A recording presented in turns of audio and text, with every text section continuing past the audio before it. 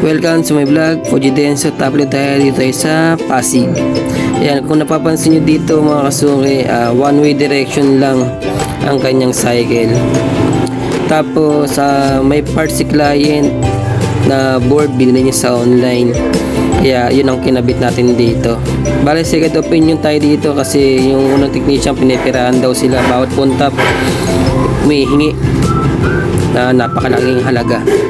Kaya ito, kinabitan natin yung bagong board ni client. Pero may issue pa, yung bagong board nila habang naglalaba, nag-i-refill ng tubig. Kaya ginawa natin ng paraan to para habang nag-wash, hindi na mag-i-refill ng tubig. Kaya sabi ko sa kanila na obserbahan nila yung bagong board nila kasi sa online lang nabili. Kaya ito, tapos na yung buong cycle. Fujidenso top load Pasig area. Kaya thank you for watching tayo dito mga kasuki.